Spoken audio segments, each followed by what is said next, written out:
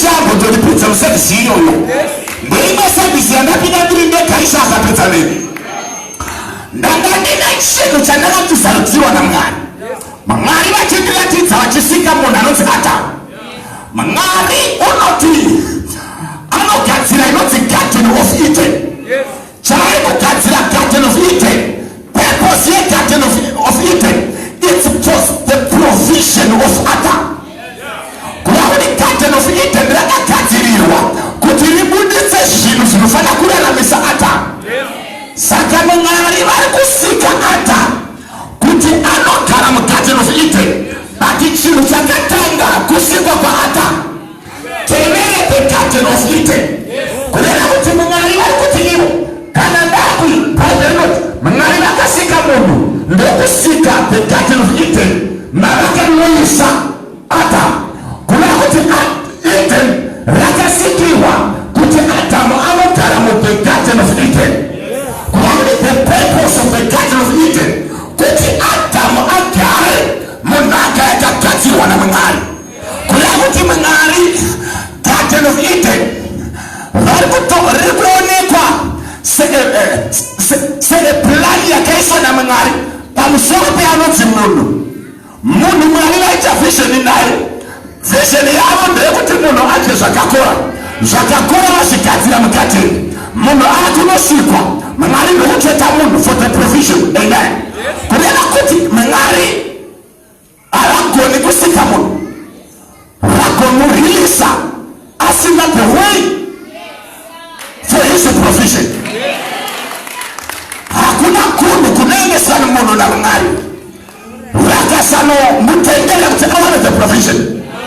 Kana ndichida kupurufira rega ndikudzokere kuna Abrahamu. Abrahamu unoti ari kuinda nemwanakomana wake achinota chibairo. Mwana akatakura hundi raine mechi zvaavo. Mwana anobvunza uko mudhara chibairo chiri kupi? Haleluya. But Abrahamu anoti Jehovha vanotipa gwayana. Ndoda kuti uone kunun'wa kwaAbrahamu pamusoro petsika inoitwa naJehovha.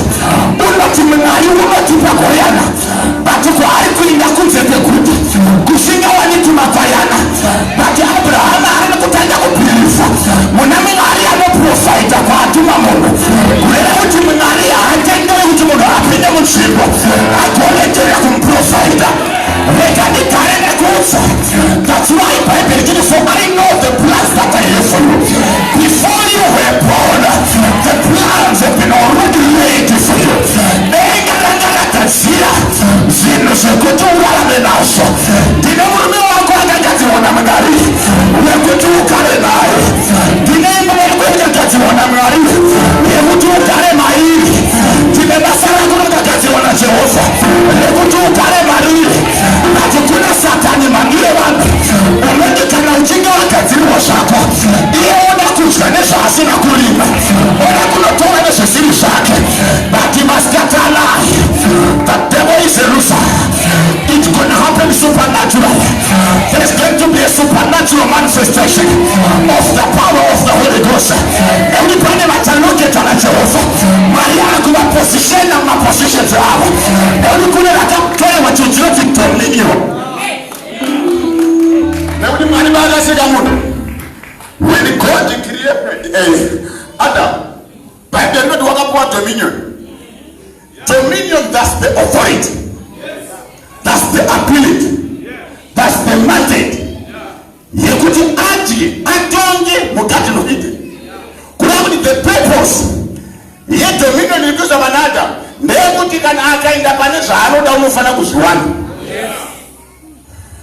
Haafani kuita stress kana achida mari. Haafani kuita stress kana achida moto. Haafani kuita stress kana achida rugare. Kana akufamba muGarden of Eden ari kufamba under the dominion. Now Adam paakazotadza pamberi paMwari, Mwari ndovakakatora the dominion. God removed the ability. God removed the power. God removed the authority. Nekuti kana munhu akatadza pamberi paMwari, Mwari vanobvisa inonzi divine covering. That's why uchiona munhu asina anenge atadza unoita tumunyama tuma mistake tumwe divine covering. Saka Adam wakisirwa divine covering. Jehova Mwari ngati zvino kana usina covering, kana dominion yedu isiri pauri, wakufana kuti ubune mukati of Eden. Obve waina kubve kuta. Kuna kuti Adam hasina access to the provision ya Jehova Mwari. Kuna kuti kuna zvinhu zvinogona kuita kuti munhu asaenjoya tribu yake. Chiroto chako chinogona kutadza kumanifesta kana uchinge watadzira Jehova. Hallelujah. David anotaura zvakanaka. Unoti ndatenga ndiri mudiki asi iko zvinoda kura. Handisati ndakamboona akarurama achinadziswa kana vana vake vachikumbira chumba. Kureva kuti kana uchinge uri muna Mwari, there is going to be a supernatural provision. You shall lack nothing. Kana uri muna Jehova Mwari, rega nditaurire chachiri pano. Haigona kurasikirwa neuvepo waMwari. Haigona kubvisa simba raJehovha in your life. Haigona kutendera kuti wakaipabvise the divine covering. Haigona kutendera kuti Satani akudisconnect kuna Jehova. You must be connected to El Shaddai. You must be connected to the supernatural. Are you connected? Are you letting anything you want they want in their life?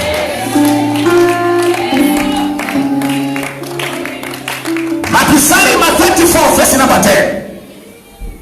Shumba nevertheless zinoziya nenzara asina nechaka Jehova havana chinhu chakanaka chavakashaiwa. Nofarira panoti chakanaka haigona kungoutumba twese vaMwari vane type yezvinhu zvavo. Haigona kungopfeka zvese vaMwari vane dzamupfekero kavo. Haigona kungofamba nemota paseyose vaMwari vane type yedzavanobhiri. Haigona kungogona vese vaMwari vane pavanogara. Haigona kungotenga zvinongouya zvese Mwari une zvinhu zvaakagadzirira vanotenga. It's gonna happen to us.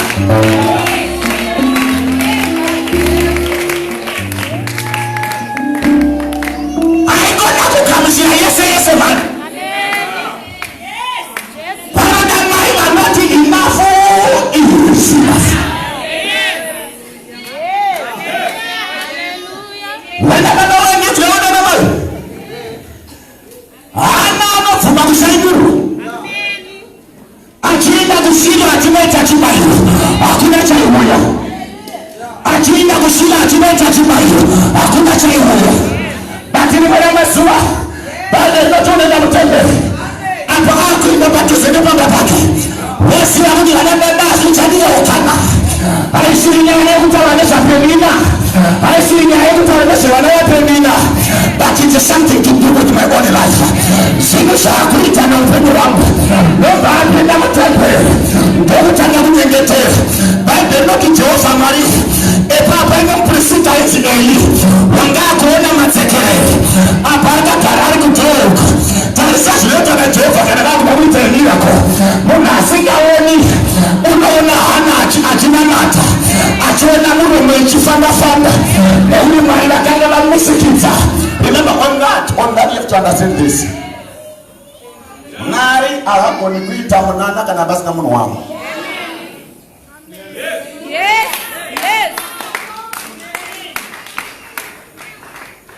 Mwari chaivo vanotoda munhu kuti vaite munana. Saka Mwari hamaigona here kungoenda kunobudisa Israeri muIjipiti ikabva yakwenda. But Mwari vanogotanga vaenda musango kunyika yeMidhiani vachisiya muIjipita mune dambudziko kuenda kune imwe nyika kunoita hurukuro naMozisi kuti aende anobudisa Israeri. Kureva kuti Eli muprista anga akuona madzengerero. Kureva kuti he was at a point of rejection. He was at a point yekuti anga asingachagamuchiri. Vamwe vakuti zvachembera raofu. But ari ipapa akagara ipapa.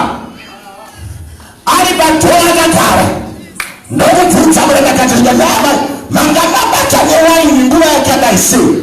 Zvikandina hana munhu angatadzi uno hana kubata newaini kana zvinotanga. But une shungu pamo. Bhaibheri Eli muprista unoti may God grant you according to thy request. Mwari ngavakuitire maringe nekukumbira kwako. Ukaona munhu waMwari unenge akati pingi it is well with you. Kuna baka sataura eweka that be blessed, it is well. Muna wamari akataura eweka to go and celebrate a miracle. Utenya ujahanda muna wamari akapata tasa diarake. Akatanga kuna kumba. Achitenda ushatawa wanero wangari. Ushinoitika ope. Shikusoitika mpeni wangu. Umasure memaswa mashola. Ninaona hana. Wakufira. Ninaona hana. Wakulanga matemba. Ninaona hana. Wakudikendile mbatinja kwane. Ninaona hana. Munu wamareka nibaritse ipapo. Hakuna mutaji. Anofeka shanoda. Kana mimba ya nata. Ashina basele kostomu yako. Kwa ni pano chakai chilotanga nuka chilosungunuka mukirisi tutana hata kula Yesu mnamo make anaoza shokuteka anaoza shokutka anaoza stepi mfana nayo hakuna maila lemimba wawaki pera wana stepi ya wano famba nayo neuni pali chulu shalakata kula neutaka upatila memutendi pano hata famba neime stepi nekula kifauja hata kula Yesu neutaka maibali pano hata famba neime stepi hata unakata kula Yesu neutaka babewali pano unanenda kukasa neime stepi hata unakata kula Yesu neutaka sista wali pano unanenda neime stepi hata unakata kula Yesu kana mkashuka kukasa kwenu unanema temba hale kupai unaweza unipane chandadoto kula achitamu Yesu kana wakitekanishi motaka nitekisho moshe anyasi humu nekuna mwenjipo nofeza simuliwane chandadoto kula.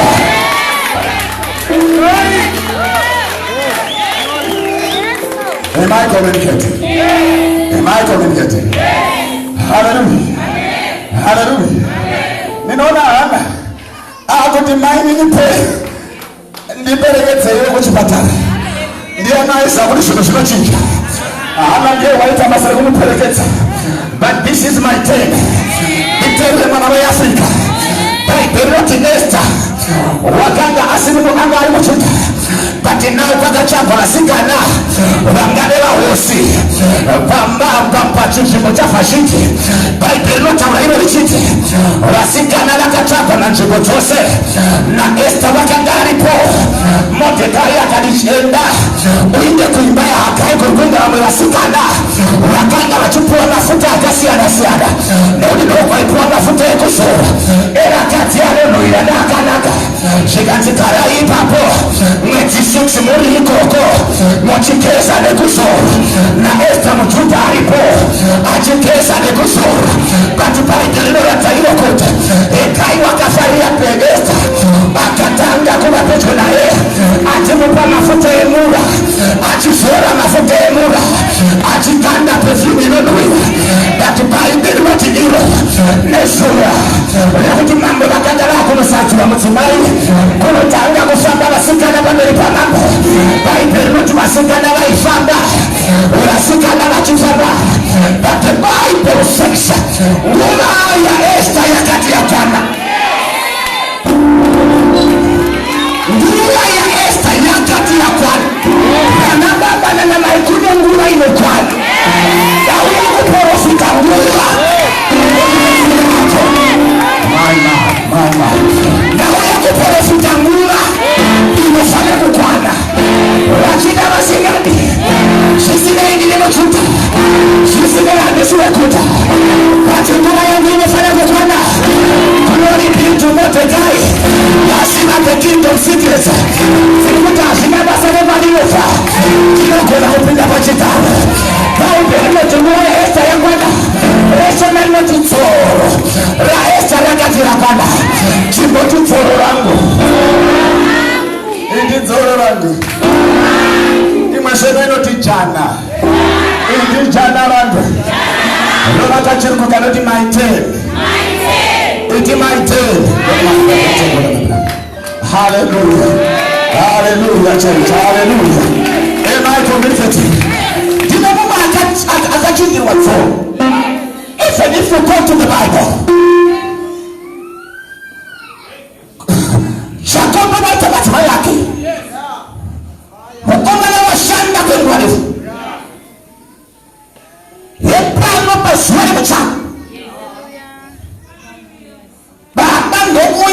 sikana bangwatsi usiku nangana kuchitira awake mwana wako mtsara wakashandira no yakari yairima murima pane zvinhu zvinoitika kwaradza ndokurealiza no hasi yavo ndakashandira. Thank God he enjoyed that ndoshanda futi but isati ndida kushandiswa andingashandi futi kuna vanhu vada kutishandisa zvagara zviri zvako ngazviuye kwandiri inoraya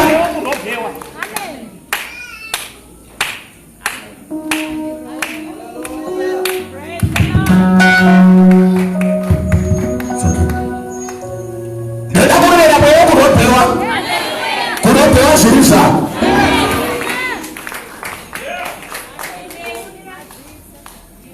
pfuma yako washandira pakupera kwezuva utanga washandira pasina vatora vakuchinjira ukaringa dhegeri kuna vakati zvakare vaiita metsi dzavo dzeusiku iye akamitisa nzvinonga waye umwe chete vakamitisa zuva rimwe chete nauri vakabva vaitangana nguva imwe chete vaitangana hepo pakunovata sevanhu vaigara pamwe chete mumwe ndounotsikiya wake ndokumuka pakati peusiku ndokuona kuti chandani wangu afa ndokumutuma ndokuisa padivi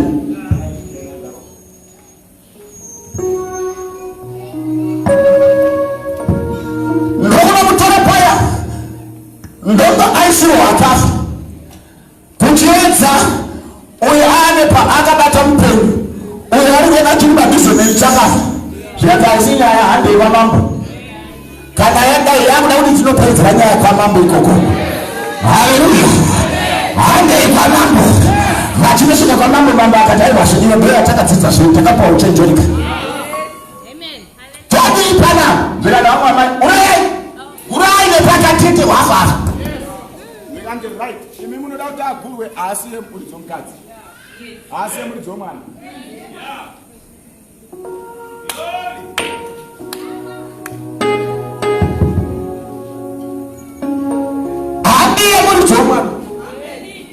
haleluya vanoda kuchinjira blessing yako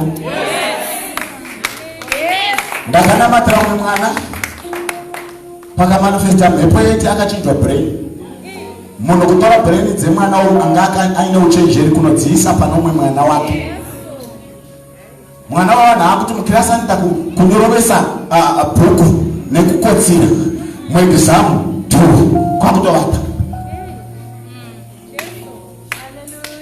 That devil is a liar. That devil is a liar. Asi ndikuda kuti mwana muchena anyatsoita zvaanoda kuita pana pani ndinofana kurega kutaurisa mwana muchena une nyasha dzainadzo vane nyasha pana kune vanhu vakachinjirwa zviroto nezuro ndaitaura pamusoro petoti negative dream ndoinoudza anodzima misfortunes in life. That's why would you not win a spiritual husband? That's a negative dream. Dreaming over my finances, dreaming over a marriage, dreaming over a destiny. No man negative dreams are gonna. You will not abandon spiritual life. Hallelujah. I hope you want to know what some cats. I will make it because I will tell you how. You know what I'm going to make another time.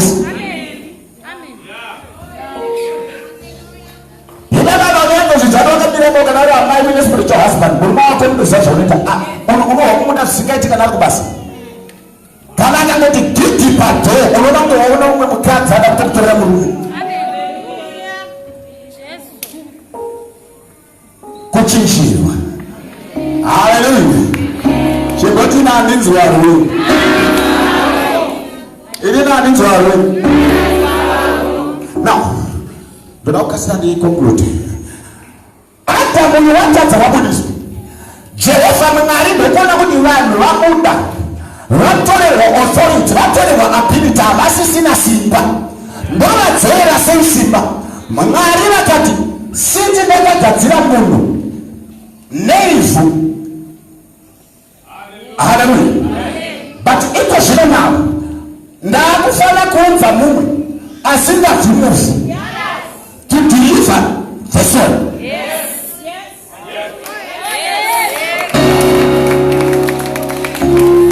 Ndopanoti Mwari vanotanga kufamba neMwari kutsvaga nhandare kusvika vasangana naMwari.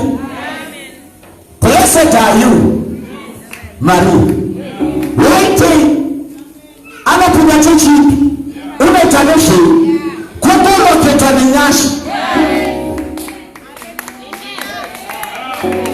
kuburoketwa nenyasha. Nyasha dzauya dzaburoketwa. Bhaibheri rinoti wakatakura mimba chaakuda kuita naMwari dada kutora iyo ivhu racho which is the natural voisanganisa nebhe super kuti ive super natural. Nekuti munhu mwenyama hagoni kutenda chinhu chiri super kana chisina natural. Bishop, ndikuti munhu haatendi zvinhu zviri super kana zvisina natural. Mwari vakati kuti zvitendeke chirega inditore pesupu ndobatanidza nepenatural. Chaitadzisa kuti Jesu anoburuka kubva kumusoro achiuya panyika chii. But the system yenature, the natural mind, inoda kuti inopareta yakabatanidzwa nesupu, haidi kuparadzaniswa nesupu. Patsaotaura kuti munhu akaenda kumapostori haadi kubva kwasina dombo. Mukaminister the spiritual in his life, anoda the part of the natural. Saka kusha mukaparidzana mukarega kuvakusha mvura havatendi nekuti kuti the super taiwan. But what about the natural? We believe in the natural person. That's what I'm saying. Kuno kutika moto tabira nyasha unotonyenyera kufika mshini but ukamuti omucheka wenda unosungira muchirume unoswera aina waafisi kutenda penatural but the super but Mwari vedu zvavo vakatekeka vanoziva kusasimba kwedu vanodza mwanakomana nemuna Mwari vakachitanga vanogara naini manzi nemutoro wevanhu but Mwari vaigona kungeuya panyika nehwanimine taava pano asina kudanwa asina amudaidza pano vatine chikonzero chekuti vaiziva vanhu vake kuti vanogona kurashika kana ndikatuma pesupa rega ndita supa anovanamuna nacho kana avanamuna nacho 9 months ari muna nacho.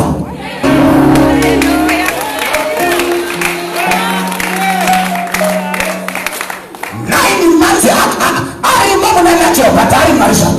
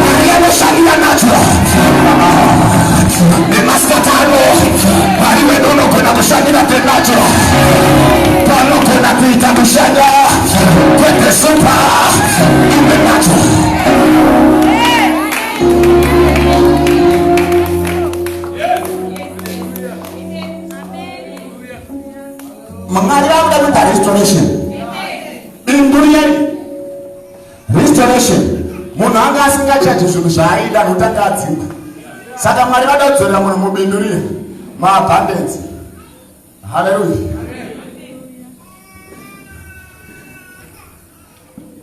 Maria, ndokutonzwa kuti nguva yangu yakwana. Come here, my brother, come here. Lift up your hands.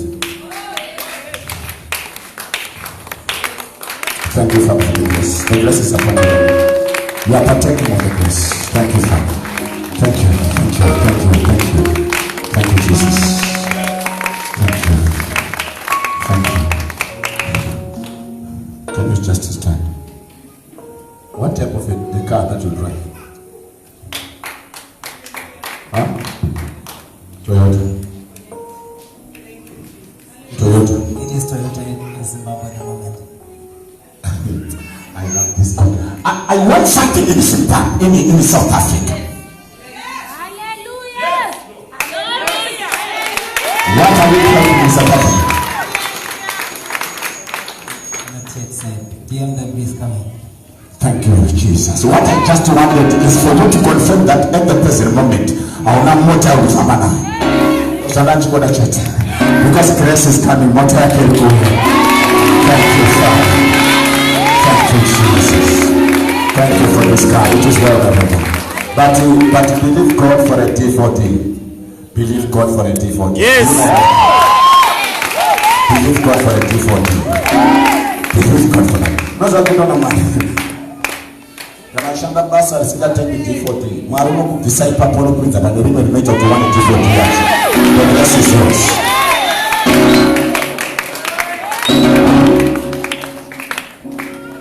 Jesu wazvarwa mudanga wapanyika chaari kuwira kuzoita restoration yekutendera tapwanya upanya yekudzoreredza authority yakabviswa pavanhu.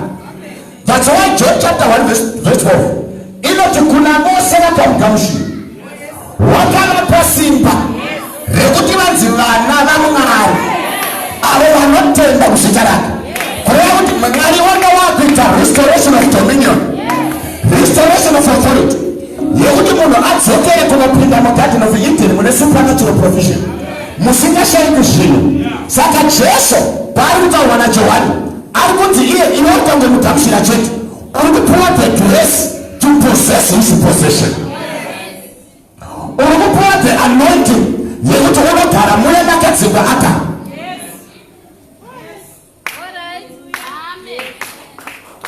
Zvawanga usingachagoni nekuti wakadzingwa wakunozvigona because of the grace.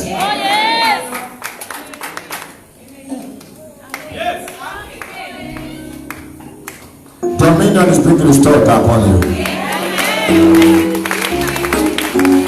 Dominion is being released upon you.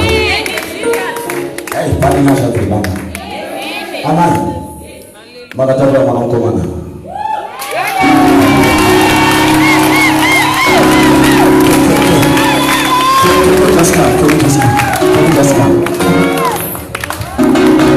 Magaret Pagal. What probably a boy.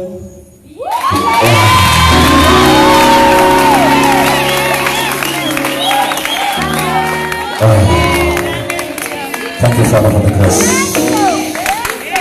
Thank you, Father, for the grace. Thank you, Lord Jesus. Thank you. Mama, listen to me. I don't know what you're going to offer at the altar for this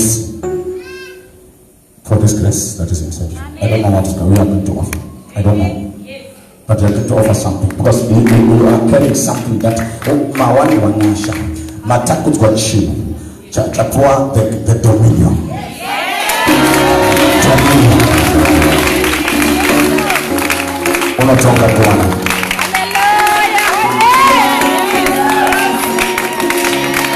Bale matwe akusaruka manje kuwako.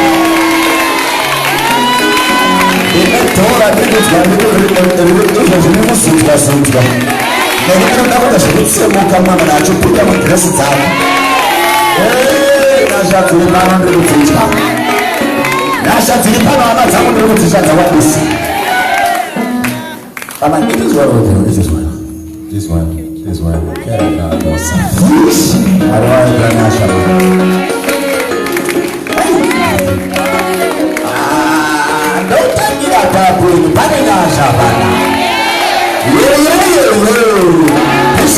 Bishop, God is ready to do wonders from now. From now is after the healing. God is about to do a new thing right now.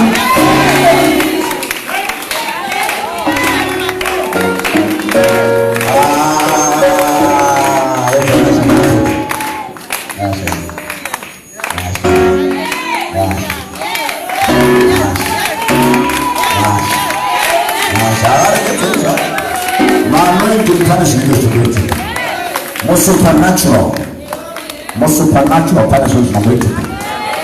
Do not tell you my son to go on and pass the temperature. Do I not thank you on my business? No one argues on the necessary to reach Capana. Now, the Panapana is going to take it when I'm right now.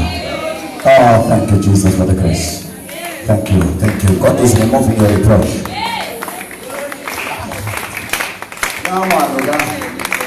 No man, only face here no come ties. I not you want zero to Samusar. Face Yake ukaitaki ainachi kwa vile chokusaka na mungu. Batani da story no. Kwete kutahadi. Batachi tosha. Nego da comment. Aonye ba no wani ba. Aonye ba. Aonye ba.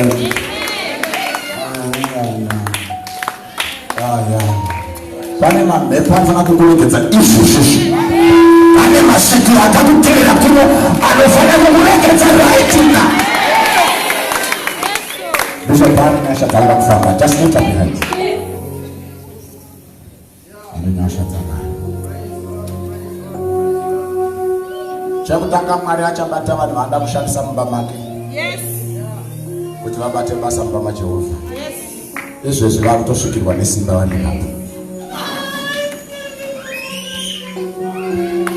Pakadawo ashimono ngati wazongona kuzokarikawo ashwawo. Sipo dzanonga ngotitenda unogona kuashwa ikako. Mwari pane vanoda kushandisa vatenderi vabate izvezvi. Amunenge mazovataudza munoudza kuno. Mwari wewe ndakupai service ino ndagara ndazvireva. Chotanga kuvabata izvezvi vanoda kushandisa. Kana makunda kuvabata munoudza kumberi. Mwari wewe ndagara ndakukumbirai. Ndagara ndakukumbirai Jehovha. Ndagara ndakukumbirai mweya mutsvene. Chirega uone zvindoita naMwari ipapapa. Chirega uone zvindoita naMweya mutsvene ipapapa. Chirega uone zvindoita naMweya mutsvene ipapapa. Simudzisa vana vachakanoti. Aha, pane zvaatanga kuti hama dzangu. Ndatikana Mwari vakuita zvino. Kanga kana kuita haro. Ndinotikira pavakamira kuti hapana.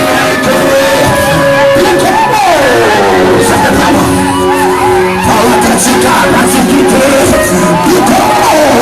Sopawa. Anosa yanekolita banato. Sakatama. Marina tuamuna kama mashade mudane. Parakamira ngabaro kumirika. I declare supernatural power. I declare supernatural. Sakataka nekota nabarata.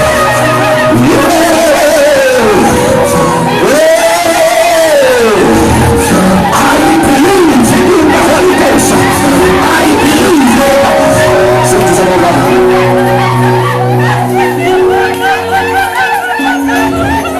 Mwari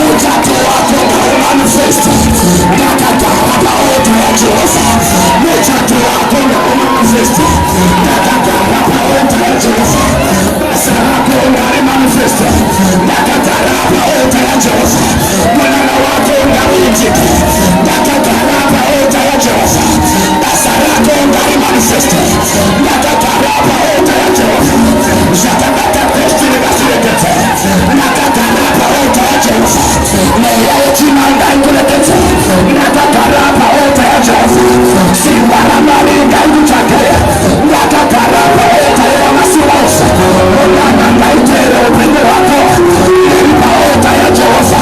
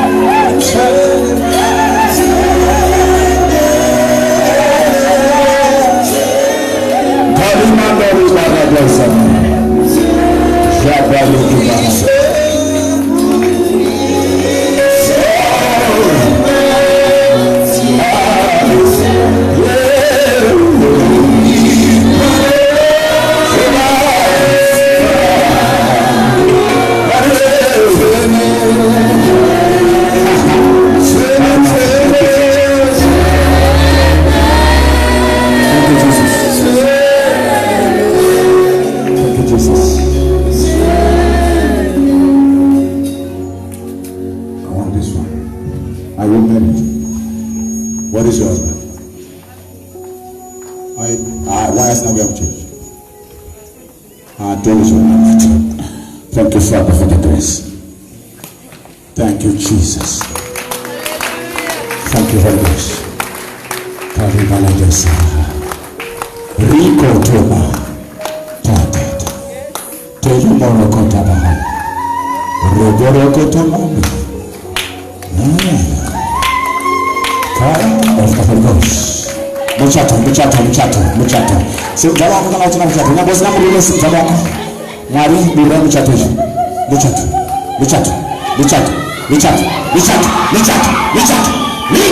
Nimeelekeza michato dasita na Yesu washa tena kapalo dosa mahaya ruko mashideba Keliti Bahada, Kalabasuda, Shepreto Sakayata. Mighty name of Jesus Christ. Kelamahato, Rukatele de Bosa. Ana mente jovens na glória para fazer bana. Ana mente jovens na glória para fazer. Dia no ya mente jovens na glória para fazer. Dia no ya mente jovens na glória para fazer. Dia no mente jovens na glória para fazer. Dia no mente jovens na glória para fazer. Tele borota sabahaya. Kela baratos. Apana kuna moto. Madimona akayambuka boda. Zvinatetsera uendese. Cry out in the name of Jesus Christ. Cry out in the name of Jesus Christ. Zvake zvakutoita. Zvake zvakuita. Zvake zvakutoita. Zvake zvakuita. Zvake zvakutoita.